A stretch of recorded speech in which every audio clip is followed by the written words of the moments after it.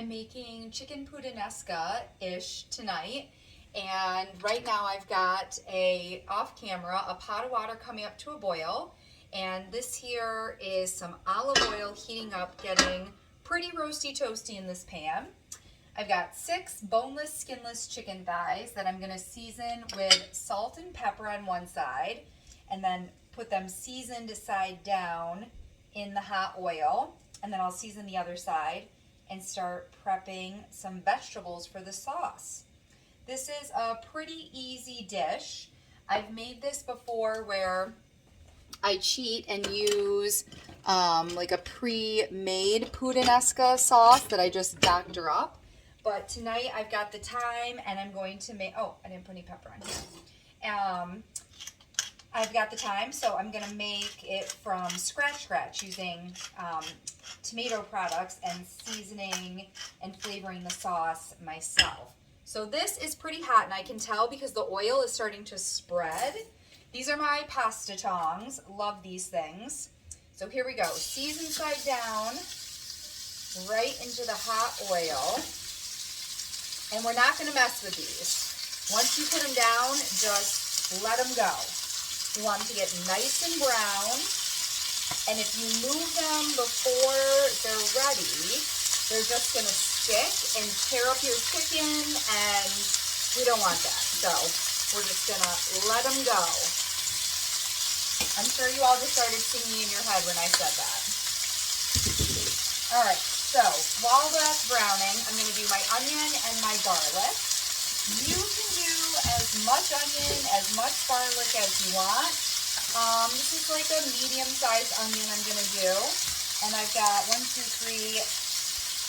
cloves of garlic, which sounds like a lot, but some of them are pretty small. So do they really even count when they're that tiny?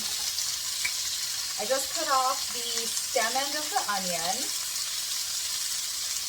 And I'm just peeling off the skin. I've left the root end intact, and that's going to help hold the onion together while I'm cutting and give me something to hang on to.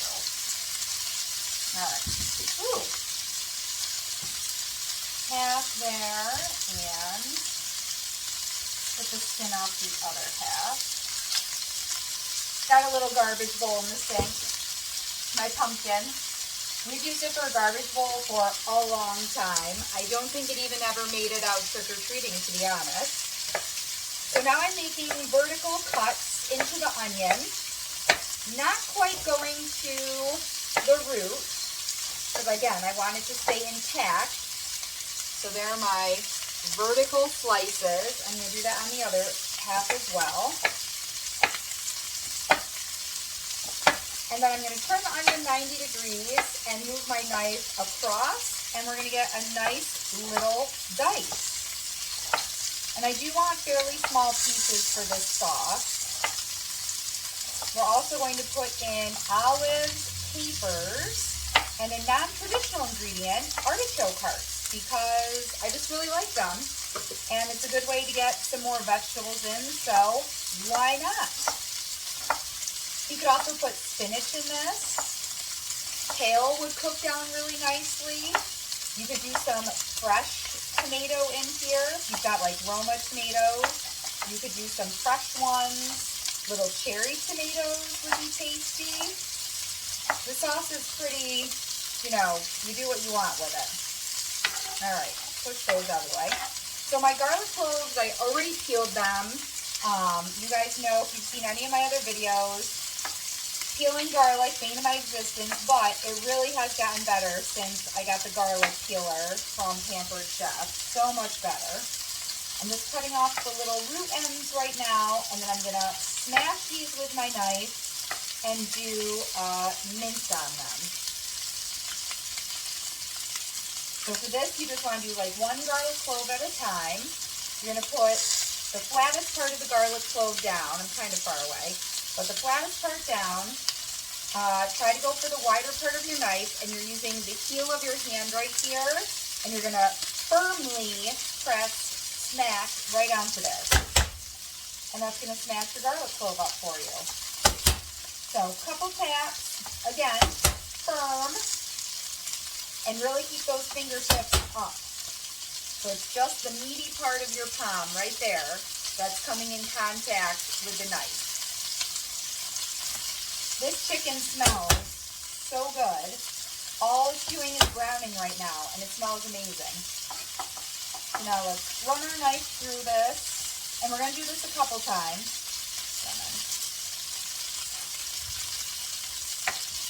To really mince this up.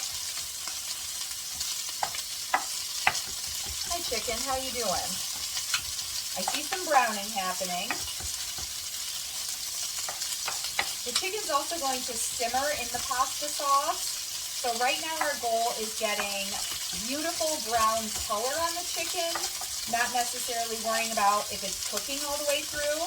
These are boneless and they're a little thinner, so they probably will end up being cooked through just from the browning process, but if they don't worry about it. You just want to get that beautiful color on them. All right, that looks pretty good for our garlic and onions. So the way you can test if the chicken's ready to flip is when you go to lift it, it should just come right up. So there is some nicely browned chicken.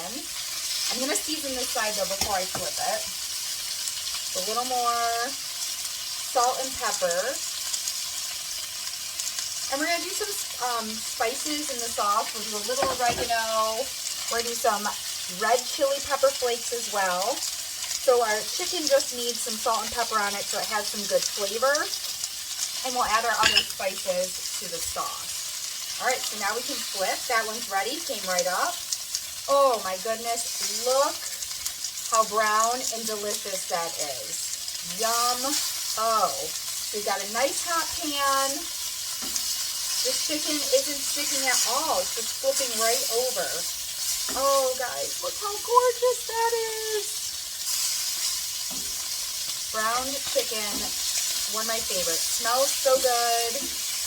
All right, we're going to let that go. Push this out of the way for a second. So when I was at Wegmans, it was a little bit tipped over.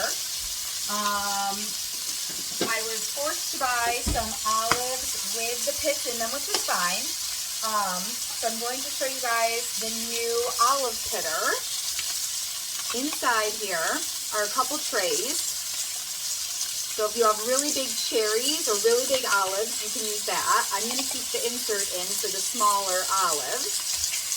And I'm doing calamatas today, which is traditional for a Puttanesca sauce. So all you do is put your olives in the little holes, and then you're going to firmly press down on here. Oops, I lost it. There we go. And it's going to press your pits right out. So now we have a pitted olive. And the pits go into the bottom. If I take these out, look, the pits are right in the bottom, all stored for you. So you just put your little, line them right up.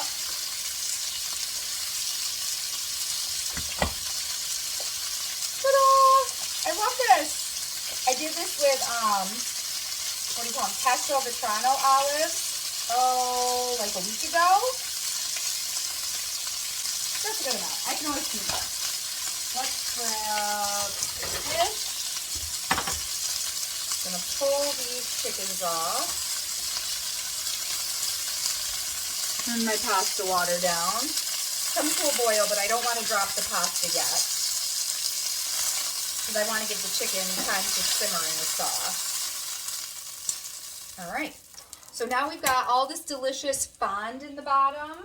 We're going to make sure that we include that in our sauce. So we're not going to clean this. We're going to right in with our onions and garlic. Don't want, well, the olives could go in now, but we don't want them to necessarily. There we go. Onions and garlic in. We're just going to let those brown for a minute, and then we'll add in our tomatoes. If you had any white or red wine open, This would be a good time. You could add it as the onions soften and help deglaze your pan a little bit.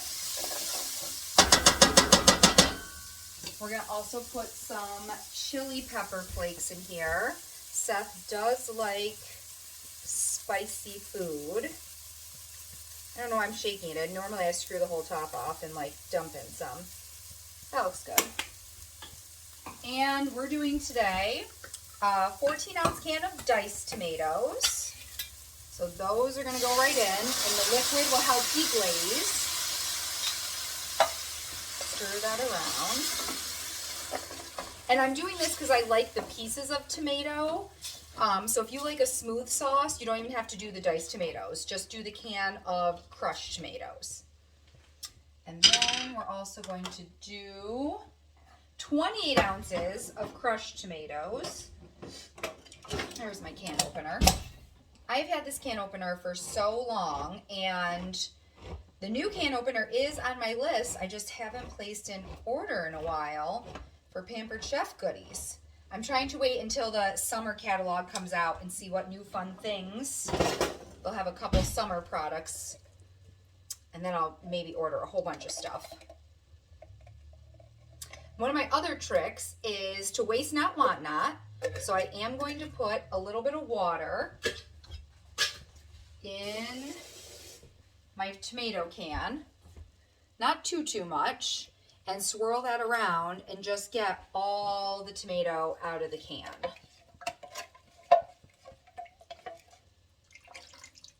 There we go. The edges are already simmering crazy. All right, so far we've got garlic, onions, chili pepper flakes, diced tomatoes, and crushed tomatoes in here. I'm not going to season it with salt until the very end because the Kalamata olives, and we're going to put some capers in. Both of those are salty. So I don't want to have a salty sauce and these other salty components. That looks pretty good. Like I said, just give it a little bit of a rough chop. Distribute nicely in our sauce. We want that to simmer and release its flavor into the tomato. And let's do some capers. Let me get a little tiny fork.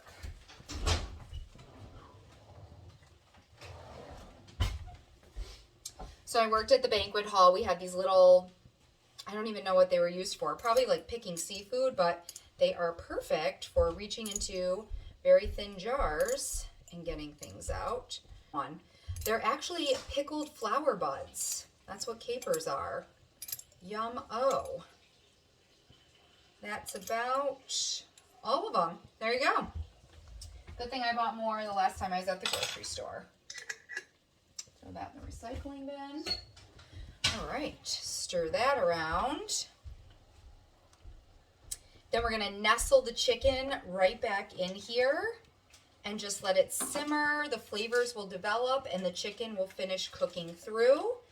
And after about like 5 minutes of simmering, I'll probably turn the pasta water back up and then drop the pasta in. We're having it over linguine, which takes, 10 to 12 minutes, just depending on what brand.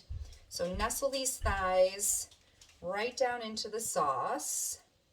Any accumulated liquid, the chicken juice, you want to definitely make sure you get that right back into your sauce. All right, we're just gonna let that simmer away.